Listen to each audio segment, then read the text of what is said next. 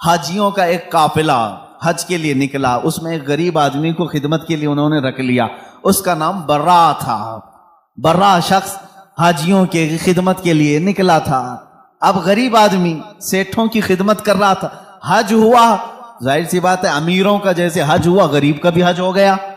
گیا تھا خدمت کے لیے، جیسے آج بھی ٹور والوں کے ساتھ باورچی چلے جاتے ہیں، ان کا بھی حج ہو جاتا ہے۔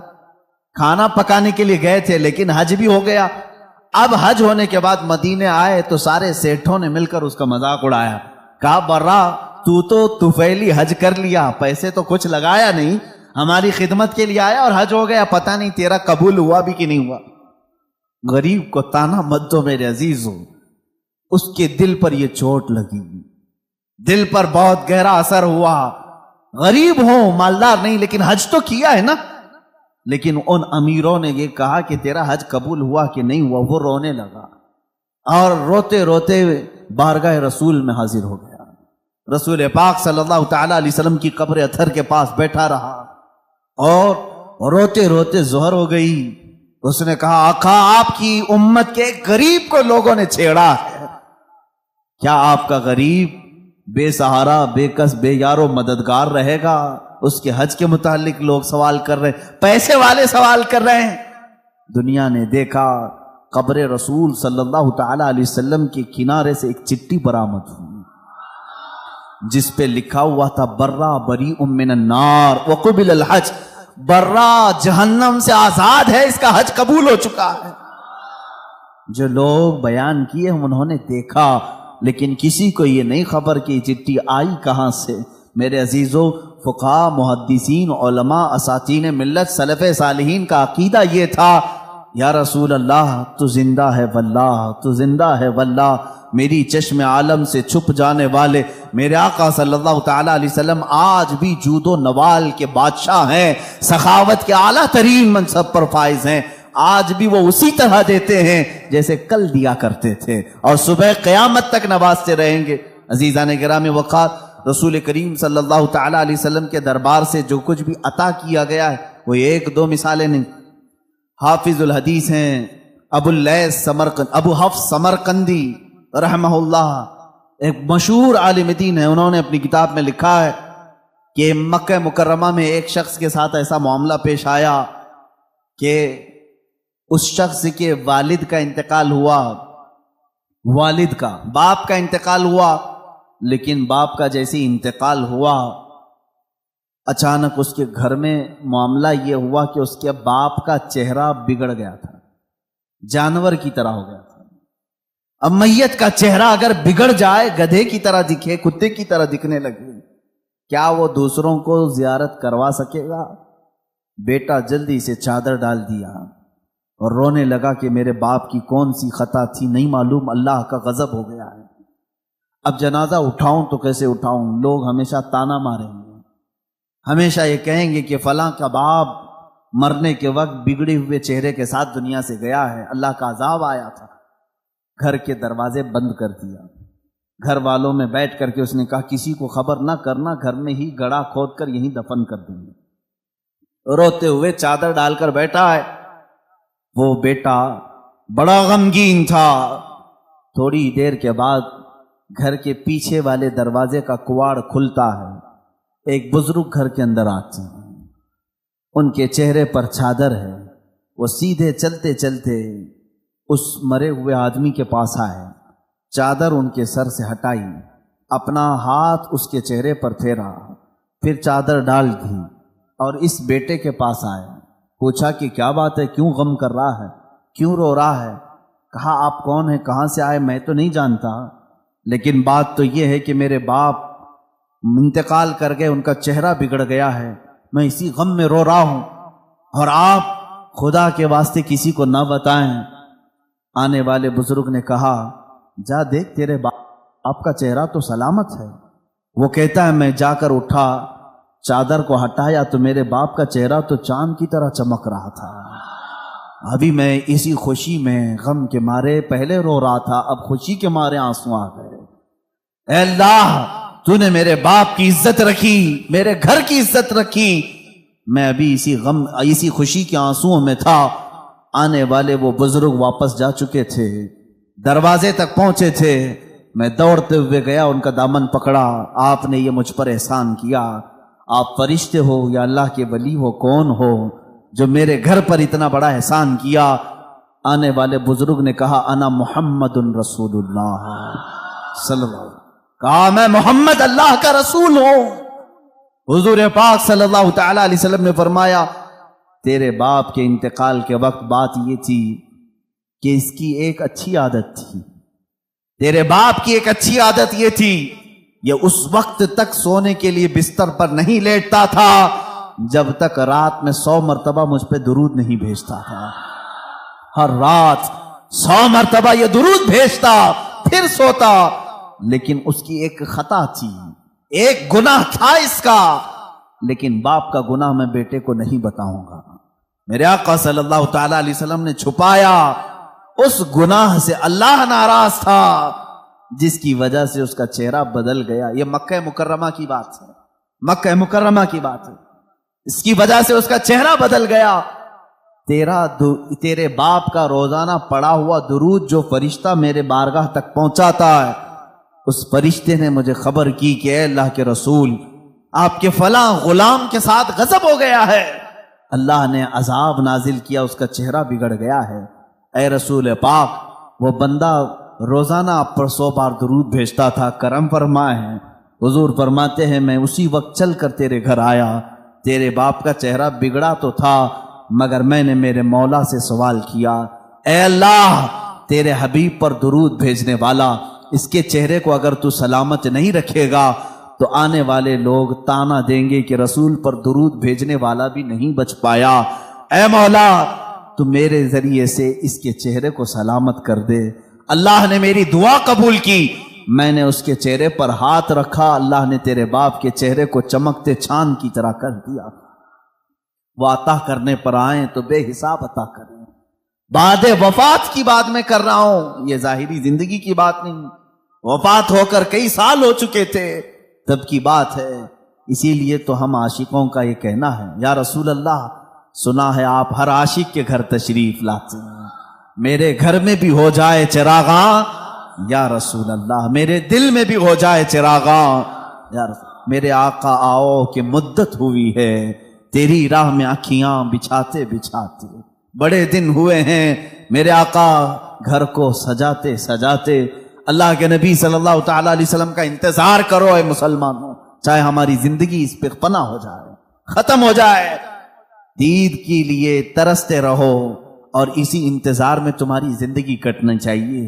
اب کی رات آئیں کہ تب کی رات آئیں، جب یہ راتیں زندگی کی کٹ جائیں، وہ رات تو ضرور آئے گی جو قبر کی پہلی رات ہوگی، وہاں تو دیدار کرو گے انشاءاللہ، لیکن اس دیدار کے انتظار میں اپنی زندگی کاٹو۔ یہ نہیں کہ اپنی آنکھوں کو حسیناؤں کی غلاظت سے بھر لو، گندی تصویروں سے گندی فلموں سے اپنی آنکھوں کو داغدار کر لو، یہ نہیں، ان آنکھوں کو اللہ تعالیٰ نے تمہارے رسول کے دیدار کے لیے دیا ہے۔ اسی لیے شہزادہ اعلیٰ حضرت نے یوں کہا ہے، تمہیں نہ دیکھا تو کس کام کی ہیں یہ آنکھیں، انہیں نہ دیکھا تو کس کام کی ہیں یہ آنکھیں، کہ دیکھنے کی ہے ساری بہار آنکھوں میں، کچھ ایسا کر دے میرے کردگار آنکھوں میں، ہمیشہ نقش رہے روئے یار آنکھوں میں، ہمیشہ نقش رہے روئے یار آنکھوں میں۔ مفتی اعظم ہند تو یہ فرماتے ہیں کہ تم اپنے آنکھوں میں جلوہ رسول ایسا بسا لو، ایسا بسا لو کہ قبر کے دن، قبر کی رات میں فرشتے جب آئیں سوال کرنے کے لیے تو مفتی اعظم فرماتے ہیں فرشتے جو پوچھیں قبر میں کہ کس کی امت ہو، فرشتے جو پوچھیں قبر میں کہ کس کی امت ہو، تو آپ جواب کیا کہتے ہیں؟ وہ کہتے ہیں لو دیکھ لو کہ ہے تصویر یار آنکھوں میں، لو دیکھ لو کہ ہے تصویر یار آنکھوں میں۔ ہماری آنکھوں میں وہ جلوہ رسول اس طرح سے رہے، وہ آتے ہیں۔ بلکہ ایک شاعر نے یہی کہا ہے میرے عزیزو، آج غالباً 7ویں محفل ہے، آج 7ویں محفل ہے، اور اس طرح 70 نہیں 700 محفلیں ہو جائیں۔ ہم ان محافل کے متعلق ہمیشہ میری عادت یہ ہے، میں یہ کہتا ہوں کیوں محفل سجا رہے ہو، کیوں بیٹھ رہے ہو، روز کیوں سننے آ رہے ہو، روز ہم کیوں سنانے آ رہے ہیں؟ ہمارا مقصد یہ ہے وہ آئیں گے، آتے ہوں گے، ابھی آئیں گے، وہ آئیں گے، آتے ہوں گے، ابھی آئیں گے، یہی سوچ کے ہم نے محفل کو سجا رکھا ہے۔ ہمارا عقیدہ یہی سوچ کے ہم نے محفل کو سجا رکھا ہے۔ رسول کریم صلی اللہ تعالی علیہ وسلم جب عطا کرنے پر آتے ہیں تو بے حساب عطا کرتے ہیں۔ غمگین امتیوں کی فریاد رسی کے لیے بھی آتے ہیں، جس امتی نے جب فریاد کیا میرے آقا وہاں تشریف لائے۔ آپ کو معلوم ہے اللہ کے نبی صلی اللہ تعالی علیہ وسلم کی ایک اور بات میں بتا دوں، مشہور زمانہ قصیدہ مولایا صلی وسلم دائما ابدا علی حبیبک خیر الخلق کلہم، تقریباً میرے آقا صلی اللہ تعالی علیہ وسلم کی وفات کے بھی 700 سال بعد آنے والے امام شرف الدین بوصیری، یہ وہ عظیم بزرگ ہیں، مداح رسول ہیں۔ تقریباً 170 اشعار میں انہوں نے قصیدہ لکھا ہے جس میں میرے آقا کے ہر عضو کی تعریف کی ہے۔ جس طرح آپ اگر ہندوستان کا کوئی بوصیری دیکھنا چاہتے ہیں، ہندوستان کا شرف الدین بوصیری دیکھنا چاہتے ہیں تو بریلی کے امام احمد رضا کو دیکھیں، جس نے اپنے نعتیہ کلام میں رسول پاک کے ہر عضو کو پیرو کر کے موتیوں کی طرح سجایا ہے، امام شرف الدین بوصیری۔ اور حد تو یہ ہے میرے عزیزو، وہابیوں کی، نجدیوں کی، سلفیوں کی حکومت آئی جنہوں نے عشق رسالت مآب صلی اللہ تعالی علیہ وسلم کے خلاف نہ جانے کتنی بکواس کی، لیکن مجھے اس وقت فخر ہوتا ہے جب مدینہ رسول جاتے ہیں اور دربار رسول کی جالیوں پر اندر جانے کا جو دروازہ ہے اس دروازے کے تالے پر، چابی پر آج بھی امام بوصیری کا قصیدہ لکھا ہوا ہے، هو الحبیب الذی ترجا شفاعته لکل حول من الاحوال مقتحم۔ پہلے تو دیواروں پر لکھا ہوا تھا قصیدہ، انہوں نے مٹایا کیونکہ ان کے عقیدے کے اعتبار سے شرک تھا۔ 700 سال پہلے آنے والے امام بوصیری نے جب پکار کر کے یہ کہا تھا، یا کرم الخلق مالی من الوذ به سواک عند حلول الحادث العممی، اے مخلوق میں سب سے اکرم رسول، تکلیفوں میں میرے پاس تمہارے سوا ہے کون؟ مصیبتوں میں آپ کے علاوہ میرے پاس کون ہے جس کی بارگاہ میں فریاد کروں تو میری فریاد کو پہنچے گا؟ اے رسول تمہارے علاوہ کون ہے؟ وَلَن يَضِيقَ رَسُولَ اللَّهِ جَاهُكَ بِي اِذَا الْكَرِيمُ تَجَلَّى بِاسْمِ مُنْتَقِمِ۔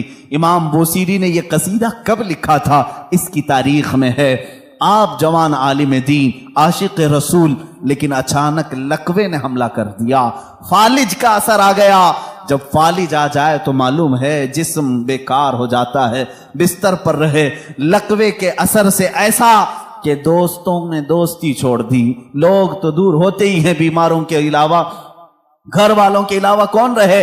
یہ بیماری لمبی ہو گئی، ہاتھ پیر اٹھتے نہیں تھے، سوتے سوتے جسم کے اندر بھی طرح طرح کی تبدیلیاں آنے لگی۔ ایک زمانہ ہو گیا ایسے بیماروں کے جب آنسو نکلتے ہیں تو سیدھے مدینے پہنچ جاتے ہیں، جن کا دنیا میں کوئی طبیب بھی نہیں، جن کا دنیا میں کوئی غم کی داستان سننے والا نہیں، جن کی دنیا میں کوئی بولی سننے والا نہیں، ایسے غریب اگر سناتے ہیں تو صرف مصطفیٰ کو سناتے ہیں، اس لیے کہ عاشقوں نے یہی کہا، یا رسول اللہ نہ کوئی عمل ہے سنانے کے قابل، نہ منہ ہے تمہارے دکھانے کے قابل، لگاتے ہیں اس کو بھی سینے سے آقا جو ہوتا نہیں منہ لگانے کے قابل۔ میرے آقا اس کو بھی سینے سے لگاتے ہیں، اس غریب کی بپتا بھی سنتے ہیں۔ امام بوصیری نے لکھنا شروع کیا، امن تذکر جیران بدی سلمی مزجت دمعا جرا من مقلت بدمی ام حبت الرع من تلقاء کاظمت او اومض البرق فی الظلماء من اظمی۔ یہ قصیدہ لکھتے لکھتے لکھتے لکھتے آنسوؤں کی لڑیاں اتنی کہ بستر نم ہو گیا، آنکھیں لگ گئیں، بیداری کے عالم میں لکھ رہے تھے، آنکھیں لگ گئی، نیند آ گئی، اور اس وقت خواب میں میرے آقا تشریف لائے، کہا اے بوصیری کیا تو نے مجھے یاد کیا ہے؟ جب بھی امتی درد دل سے یاد کرے میرے آقا تشریف لاتے ہیں۔ امام شرف الدین بوصیری لکھ رہے تھے قصیدہ کہاں سے؟ الحمدللہ منشی الخلق من عدمی ثم الصلاة علی المختار فی القدمی، یہاں سے آپ نے قصیدہ لکھا اور آپ فرماتے ہیں قصیدے کے شروع میں چاہتا تھا یہ لکھیں مولا یا صلی وسلم دائماً ابدا، لیکن مجھ سے دوسرا شعر فٹ نہیں ہوتا تھا، دوسرا مصرع بن نہیں پا رہا تھا، پورے شعر لکھ دیا، پہلا ہی شعر مکمل نہیں ہوا، سو گیا۔ خواب میں میرے آقا نے فرمایا بوسیری جو ہماری شان میں لکھے ہو ذرا سناؤ، ذرا سناؤ۔ امام بوسیری سنانے لگے، ایک ہی شعر پر اٹکتے رہے، مولا صلی وسلم دائماً ابدا، مولا صلی وسلم دائماً ابدا۔ آگے کا آقا نہیں آ رہا ہے، میرے آقا نے فرمایا بوسیری اس آگے والا مصرع میری طرف سے رکھ لو، علی حبیبی کا خیر الخلق کلہم، دنیا کا یہ قصیدہ ہے امام شرف الدین بوسیری کا، جس کا پہلا شعر ان کی طرف سے ہے، دوسرا شعر مصطفیٰ جان رحمت کی طرف سے ہے۔ قصیدہ سنایا تو سنایا، میرے آقا صلی اللہ تعالی علیہ وسلم نے انعام کے طور پر اپنی پہنی ہوئی چادر انہیں دے دیا، کہا بوسیری یہ میری طرف سے انعام ہے، اور ان کے جسم پر اپنا ہاتھ پھیرا، کہا اللہ تجھے شفا عطا کرے۔ امام بوسیری کہتے ہیں خواب تو بڑا اچھا تھا، خواب میں کون کیا نہیں دیکھتا ہے۔ صبح ہوئی، لیکن میرے عزیزو جس نے رسول کو دیکھا اس نے حقیقت میں دیکھا۔ اللہ کے نبی فرماتے ہیں فَإِنَّهُ لَا يَتَمَثَّلُ بِيَ الشَّيْطَانِ، اس لیے کہ شیطان میری صورت میں آ ہی نہیں سکتا۔ جس نے رسول کو دیکھا اس نے حقیقت میں دیکھا۔ امام بوسیری فرماتے ہیں صبح اٹھا تو بھینی بھینی خوشبوئیں گھر میں تھی، مہکی مہکی ہوائیں تھی، میں نے سوچا خواب تو خواب ہوتا ہے، لیکن جب میں نے گود میں دیکھا تو رات میں عطا کی ہوئی چادر بھی موجود تھی، وہ چادر بھی موجود تھی، اور اس کے بعد اٹھنے کی کوشش کیا تو میں دیکھ رہا ہوں ہاتھ بھی سلامت، پیر بھی سلامت، جسم بھی سلامت، نہ کوئی لقوہ ہے نہ کوئی فالج ہے۔ یہ رسول پاک کا دربار ہے جس کو امام عشق و محبت اعلی حضرت نے فرمایا میرے کریم سے گر قطرہ کسی نے مانگا، میرے کریم سے گر قطرہ کسی نے مانگا، دریا بہا دیے ہیں دریا بہا دیے ہیں، کون دیتا ہے دینے کو منہ چاہیے، دینے والا ہے سچا۔ میرے عزیزو کسی کی جے وجے کیوں پکاریں، کیا غرض ہم کو، ہمیں کافی ہے سید اپنا نعرہ، مانگیں گے مانگے جائیں گے، منہ مانگی پائیں گے، سرکار میں نہ لا ہے نہ حاجت اگر کی ہے، واہ کیا جود و کرم ہے شہ بتہا تیرا، نہیں سنتا ہی نہیں مانگنے والا تیرا۔ ہمارے پاس جب اتنے سارے اشعار ہیں تو دوسروں کے ہاں در در کی ٹھوکریں کیوں کھائیں، ہم ادھر ادھر کی ٹھوکریں کیوں کھائیں، پھر کے گلی گلی تباہ ٹھوکریں سب کی کھائی کیوں، دل کو جو عقل دے خدا۔ تقریباً اعلیٰ حضرت یاد کیے جائیں گے، صبح قیامت تک سنیوں میں اعلیٰ حضرت کو یاد کیا جائے گا۔ بریلی کے امام نے یہ ہمیں رستہ مدینے کا دکھایا ہے، ہر مصیبت میں مانگو رسول پاک سے، ہر بے کسی کے عالم میں پکارو اسی رسول کو۔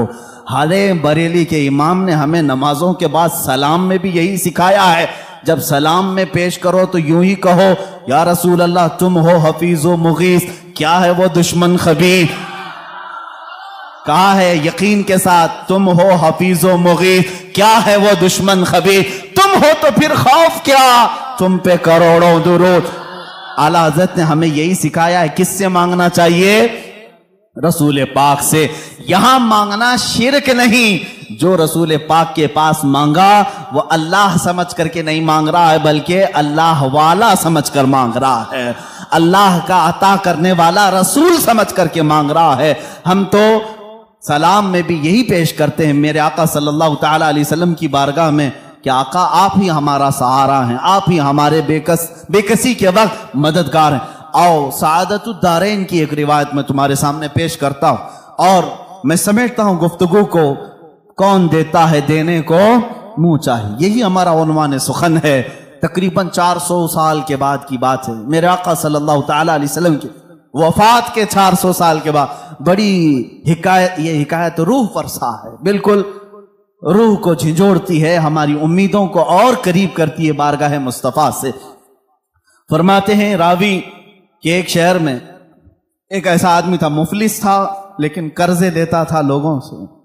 ایک آدمی سے اس نے قرضہ لیا تھا، اب کھایا پیا ختم ہو گیا، پیسے نہیں تھے، قرضہ مانگنے والے آ گئے۔ قرضوں میں ڈوبے ہوئے لوگ بھی سنو، جس کا کوئی نہیں اس کا میرا آقا ہے۔ وہ شخص قرضے تو لیا تھا لیکن دے نہیں پا رہا تھا. اب جو قرض خواہ آدمی ہے اس نے دھمکیاں دی, نہیں دیا. اس کے بعد اس نے مقدمہ کر دیا قاضی کے پاس, کورٹ میں طلب ہوا. کورٹ میں جانے کے بعد قاضی صاحب نے پوچھا کہ اس کا تیرے اوپر قرضہ ہے؟ کہا ہاں ہے. کب ادا کرے گا؟ کہا دیکھ رہا ہوں. کہاں سے ادا کرے گا؟ ہے ہی نہیں کچھ بھی. قاضی نے کہا کل تک کی تجھے مہلت دیتا ہوں, اگر تو نہیں ادا کیا تو تجھے جیل میں ڈال دوں گا. جا کہیں سے بھی لے کر کیا اس کا قرضہ ادا کر. اس نے بہت ریکویسٹ کیا مجھے اور لمبا ٹائم دے, میرے چھوٹے بچے ہیں, بیوی ہیں, کون دیکھے گا. قاضی نے ایک نہیں سنی, دربار سے نکال دیا گیا. ایک دن کا ٹائم, ایسا شخص کہاں جائے, راستے میں روتے ہوئے جا رہا تھا. ایک بزرگ سے ملاقات ہوئی. اس بزرگ نے پوچھا کیوں رو رہے ہو؟ کہا ایسا ایسا معاملہ ہے. کہاں سے لاؤں؟ اس بزرگ نے کہا ایک کام کر, گھر میں جا, جب رات ہو جائے اکیلا بیٹھ, تاجدار مدینہ پر درود بھیج. رسول پاک صلی اللہ علیہ وسلم کو اپنے غم کی داستان سنا, کچھ نہ کچھ تو حل وہاں سے مل ہی جائے گا. لیکن یقین کے ساتھ وہ گیا ڈوبتے کو تنکے کا سہارا. وہ گھر آیا, شام کو اپنی بیوی بچوں کو جب اس نے سنایا تو سب غمگین تھے. ایک دن کے بعد اگر باپ ان کا جیل میں چلا جائے, اس کا شوہر جیل میں چلا جائے تو ان کا گھر کیسے چلے. رات کے وقت تنہائی میں بیٹھ کر کے وہ رونے لگا, بہت رویا. صبح کا وقت قریب آ رہا تھا, خواب میں اسے رسول کریم صلی اللہ علیہ وسلم کی زیارت ہوئی. کہاں کہاں میرے آقا کو ڈھونڈو گے. میرے آقا نے سچ فرمایا, ابغونی فی ضعفائکم, تمہارے غریبوں میں, کمزوروں میں مجھے تلاش کرو. رسول پاک نے خود فرمایا تمہارے غریبوں میں میں مل جاؤں. اللہ کے حبیب صلی اللہ علیہ وسلم نے اس سے کہا کیوں روتا ہے, کیوں غم کرتا ہے؟ اس نے کہا قاضی نے مجھے دھمکی دی ہے, کل تک اگر نہیں ادا کروں گا جیل میں ڈال دیا جائے گا. مجھے ابھی قرضے کے لیے اتنے مال کی ضرورت ہے. اللہ کے نبی صلی اللہ تعالی علیہ وسلم ارشاد فرماتے ہیں اے بندے ایک کام کر, شہر چلا جا. شہر میں جو بادشاہ کا وزیر ہے وہ میرا عاشق ہے, وہ میرا چاہنے والا ہے. اس سے جا کر کہہ دے تجھے جتنی ضرورت ہے وہ تجھے مال دے دے گا, وہ تجھے پیسے دے دے گا. اب یہ غریب آدمی ہے, وزیر کا دربار بڑا دربار. اس نے خواب میں یہ پوچھ بھی لیا آقا اگر وہ مجھ سے سوال کرے تجھے رسول پاک نے بھیجا ہے تو میں کیا دلیل میں بات کروں گا, دلیل میں کیا چیز پیش کروں گا. حضور پاک نے یہ تک بھی بتا دیا, فرمایا اس کا ایک راز ہے جو میرے علاوہ کوئی نہیں جانتا. میں تجھے بتاتا ہوں, اس سے جا کر کے کہہ دینا. اگر وہ تجھ سے سوال کرے کہ تیرے پاس کیا دلیل ہے تجھے رسول نے بھیجا, تو اتنا ہی کہنا کہ اے وزیر, روزانہ تم سونے سے پہلے, صبح سورج کے نکلنے سے پہلے 1000 بار اپنے نبی پر درود بھیجتے ہو, اور کل کی رات بھول گئے درود نہیں بھیجے. کل کی رات تم نے درود نہیں بھیجا, یہ کہہ دینا اسے. یہ بندہ گیا صبح اٹھ کر کے اس وزیر کے دربار میں, بڑا عالی شان دربار تھا. گیا ملاقات کا ٹائم لے کر اس وزیر سے کہا میں ایسا ایسا غریب آدمی ہوں, مقروض ہوں, مجھے مال کی ضرورت ہے, اللہ کے نبی نے تمہارے پاس بھیجا ہے. وہ غصے میں آیا, کہا فقیروں کی اب یہ عادت ہو گئی کہ مانگنے کے لیے اللہ کے نبی کا نام لینے لگے کہ رسول نے بھیجا. اس نے کہا نہ, میں جھوٹ نہیں کہہ رہا ہوں, مجھے رسول پاک نے یہ بھی بتایا ہے کہ تم روزانہ 1000 بار حضور پر درود بھیجتے ہو. وہ اپنی کرسی سے اچھل آیا اور اس نے کہا یہ بات تو میری بیوی کو تک خبر نہیں ہے, کسی کو نہیں معلوم. کہا کیا کہا رسول پاک نے؟ کہا کہ کل تم بھول گئے تھے, درود نہیں بھیجے. اس نے کہا حقیقت میں میرے آقا نے سچ فرمایا, کوئی زندگی کی ایک رات آج تک میری قضا نہیں ہوئی. کل میری زندگی میں ایسا دن آیا کہ میں درود نہیں پڑھ سکا, بہت رویا, اپنے خزانے کے پاس لے جا کر اسے کھڑا کر دیا. اے غریب آدمی, تجھے جتنے مال کی ضرورت ہے لے جا, بس میرا دل آج سے مطمئن ہوا کہ میرا درود رسول تک پہنچ رہا ہے, میرے آقا کی نظر میں ہے.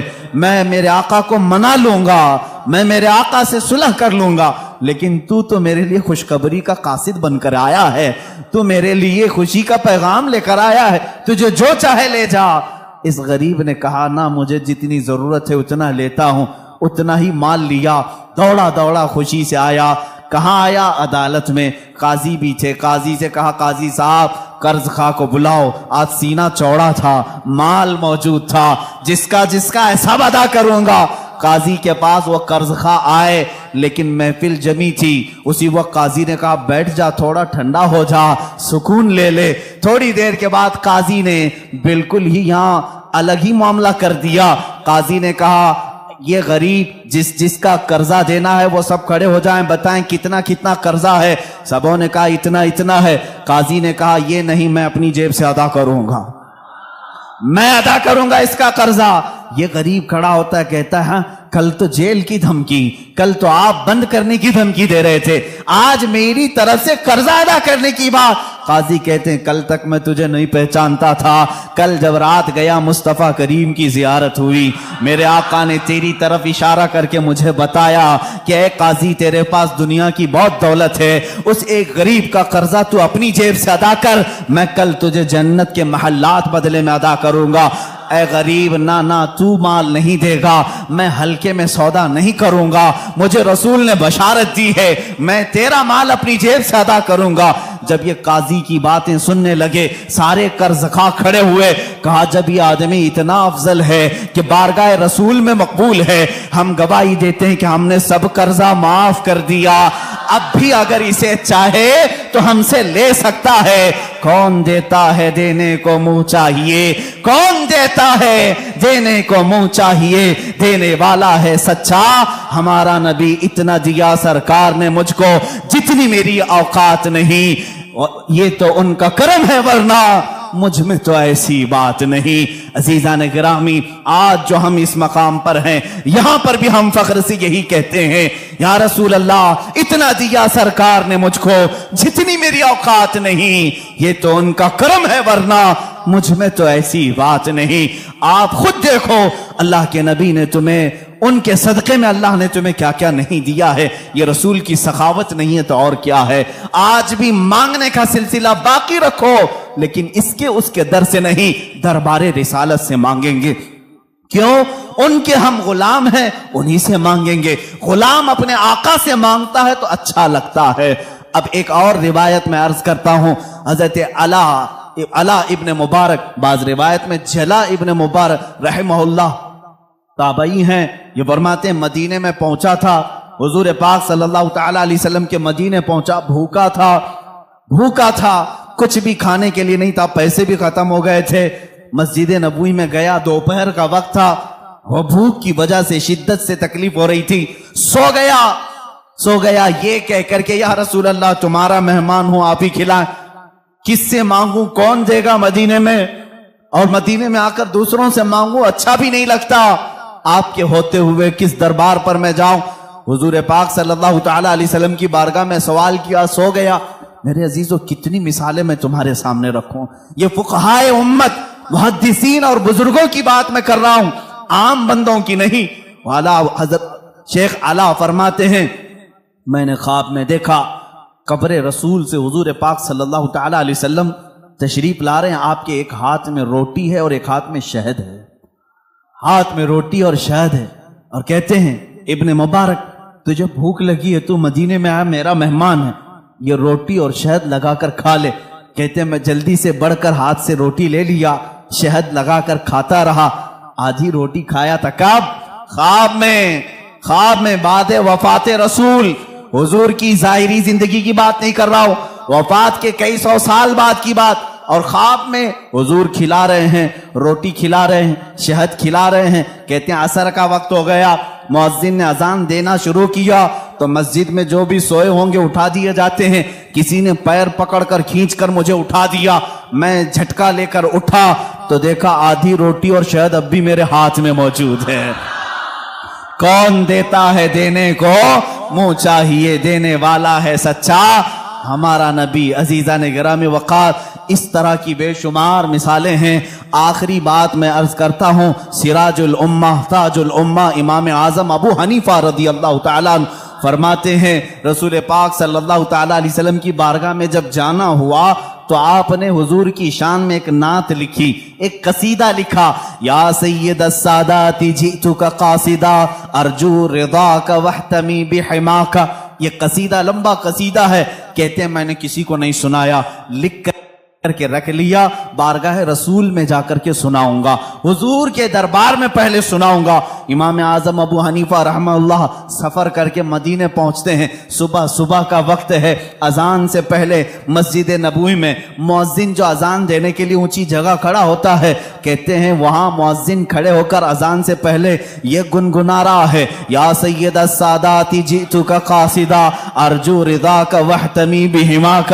امام اعظم کہتے میرے شعر لیک ہو گئے، میری نعت لیک ہو گئی، پہلے سے مؤذن مسجد نبوی کا سنا رہا ہے، اسے کیسے خبر ہوئی؟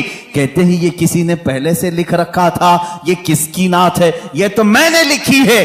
جب اس نے گنگنا کر اذان دے کر اپنا اختتام کیا، نیچے آیا تو میں نے اس کا ہاتھ پکڑ لیا، پوچھا یہ تو نے قصیدہ جو تلاوت کیا یہ کہاں سے؟ یہ تیرا لکھا ہے کسی بزرگ کا لکھا ہے؟ وہ کہتا مجھے معلوم نہیں، یہ میرا لکھا نہیں، کسی بزرگ کا نہیں۔ کل خواب میں نے مصطفیٰ کریم صلی اللہ علیہ وسلم کو دیکھا، اللہ کے نبی صلی اللہ علیہ وسلم کی محفل سجی تھی، اس محفل میں یہ قصیدہ پڑھا جا رہا تھا کہ رسول فرما رہے تھے کل میرا ایک چاہنے والا آئے گا اور میری قبر پہ یہ سنائے گا۔ میں نے وہ اشعار سن لیے، یاد کیا، وہ میزنا سے آج میں نے تلاوت کی۔ میرے آقا صلی اللہ علیہ وسلم اپنے غلاموں کو کتنا نوازتے ہیں، جو جائے اسے اس کے اعتبار سے نوازتے ہیں، جو جس حیثیت سے جائے حضور نے اس کو اس حیثیت سے نوازا ہے۔ لیکن ایک شان یہ ہے میرے آقا کی، ایک شان ہے، میں اور آپ کسی کو دے دیں تو کیا کہیں گے؟ جا اللہ تیرا بھلا کرے۔ ہاں، بلکہ ہم یہ نہیں کہتے، دینے کے بعد یہ کہتے ہیں میاں دعا کر دینا ہمارے لیے۔ یہ ہے نا، فقیر کو دینے کے بعد آپ کیا کہیں گے؟ فقیر اگر تعریف کرنے لگے کتنے سخی آدمی ہیں آپ، میری مصیبتوں کے وقت کام آ گئے، آپ اتنا کہیں گے بس ٹھیک ہے آپ دعا کر دینا میرے لیے۔ ہماری عادت یہی ہے، دعا کر دینا میرے لیے، اللہ میری مغفرت کر دے، اللہ میری نجات کرے، یہی سب تو کہیں گے۔ لیکن رسول کی شان یہ ہے، آتا ہے فقیروں پہ انہیں پیار کچھ ایسا، خود بھیک دیں اور خود کہیں منگتے کا بھلا ہو۔ حضور جب دیتے تھے یہ نہیں کہتے میرے لیے دعا کر، بلکہ خود اس کے لیے دعا بھی کرتے تھے، جا تجھے اللہ اور نوازے اور نوازے۔ سرکار دو عالم صلی اللہ تعالی علیہ وسلم کی بارگاہ میں شاعر اسلام نے سچ کہا ہے، منگتا تو ہے منگتا کوئی شاہوں میں دکھا دو، جس کو میرے سرکار سے ٹکڑا نہ ملا ہو۔ آتا ہے فقیروں پہ انہیں پیار کچھ ایسا، خود بھیک دیں اور خود کہیں منگتے کا بھلا ہو۔ عزیزان گرامی وقات، آج کی اس دردناک کیفیت میں میں ہمارا ماوا و ملجا، ہمارا مسکن اور ہمارا فریاد رس تمہیں بتانا چاہتا ہوں۔ تم درد کی ٹھوکریں آج کھا رہے ہو، مجبور ہو، ذلیل ہو گئے ہو، خار ہو، اس کی وجہ ہے کہ رسول پاک کے دربار میں لو لگانا چھوڑ دیا۔ وہ صحابہ تھے پیر میں سوجن آ جائے تب بھی کہتے تھے واہ محمد آ، یا محمد آ، اے محمد صلی اللہ علیہ وسلم مدد کے لیے آ جائیں۔ ان کے پیر میں شفا یابی مل جاتی، پیر صحیح ہو جاتا۔ اے امت مصطفیٰ کے غیور نوجوانوں، آج میں تم سے یہ کہنا چاہوں گا، دنیا تمہیں خریدنے کی کوشش کر رہی ہے، چند سکوں میں، چند پیسوں میں، کوئی اتنا دے کر اپنا بنا لے، کوئی کچھ دے کر اپنا بنا لے، لیکن تمہاری شان یہ ہونی چاہیے مجھے جہاں سرکار سے ملتا ہے اتنا کوئی دوسرا دے ہی نہیں سکتا، اور میں بازار مصطفیٰ کا غلام ہوں۔ میرے آقا نے مجھے جو خرید کر کے انمول کیا ہے، میری کوئی دنیا میں قیمت نہیں لگا سکتا۔ اب تمہارے پاس ایک ہی راستہ ہے، ایک ہی ذریعہ ہے۔ بہت ساری عورتیں سوال کرتی ہیں، بہت سارے مرد سوال کرتے ہیں، بچے ہیں، کسی کو کینسر ہے، کسی کو خطرناک بیماری ہے، کوئی قرضوں میں ڈوبا ہوا ہے، کوئی اولاد کے معاملے کو لے کر پریشان ہے، کوئی جائیداد میں، کوئی مقدموں میں، کوئی جیل میں۔ دنیا کی ہر پریشانی کا علاج یہ ہے، بارگاہ مصطفیٰ کی طرف لو لگاؤ، میرے آقا سے سفارش کرو، التجا کرو، ایک بار وہ لب ہلا دیں، میرا رب رحیم و کریم ہے، اپنے نبی کی لاج رکھے گا۔ تمہاری حیثیت نہیں دیکھی جائے گی، تم کتنے نمازی ہو، کتنے زکاتی ہو، کتنے بڑے حاجی ہو، یہ نہیں دیکھا جائے گا، بلکہ مولا یہ دیکھتا ہے میرے حبیب نے اس بندے کی سفارش کی ہے، یہ جیسا بھی ہے تیسا بھی ہے، اسے غموں سے آزاد کر دیا جائے۔ اخیر میں امام اہل سنت فاضل بریلوی رضی اللہ تعالیٰ عنہ کے اسی شعر پر اپنی گفتگو کو ختم کرتا ہوں۔ یا رسول اللہ، तुम्हारे दरबार में पूरी उम्मत की मेरी जानिब से ये इल्तिजा है, तेरे टुकड़ों पे पले, गैर की ठोकर पे न डाल। या रसूल अल्लाह, तेरे टुकड़ों पे पले, गैर की ठोकर पे न डाल, झिड़कियां खाएं कहां, छोड़ के सदका तेरा। या रसूल अल्लाह, तू जो चाहे तो मैल मेरे दिल के धुले, तू जो चाहे तो मैल मेरे दिल के धुले, कि खुदा दिल नहीं करता कभी मैला तेरा। व आखिर दावाना अनिल हम्दुलिल्लाहि रब्बिल